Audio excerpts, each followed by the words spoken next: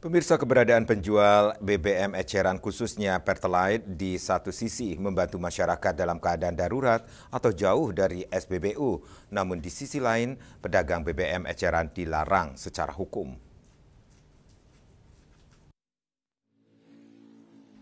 Pedagang BBM eceran khususnya yang menjual Pertalite atau bensin di pinggir jalan banyak kita temui di daerah-daerah terpencil yang jauh dari SPBU. Menjual BBM eceran sudah ditekuni sejak dulu oleh masyarakat sebagai sebuah usaha yang cukup menjanjikan.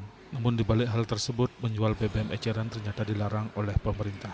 Berdasarkan Undang-Undang Nomor 22 Tahun 2001 tentang minyak dan gas bumi, kegiatan usaha hilir termasuk niaga BBM hanya boleh dilakukan oleh badan usaha yang telah memperoleh izin dari pemerintah.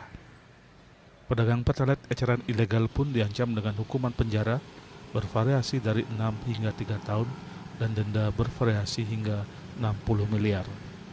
Sejumlah pedagang Pertalite eceran yang tidak berkenan divideokan yang ditemui di seputaran Denpasar pada Jumat 26 September 2025 mengatakan tidak mengetahui adanya aturan tersebut dan hanya mengikuti peluang usaha yang ada. Selain itu tidak ada sosialisasi dari pemerintah terkait larangan tersebut. Mereka juga mengatakan jualan bensin eceran untungnya tidak seberapa, hanya untuk bertahan hidup.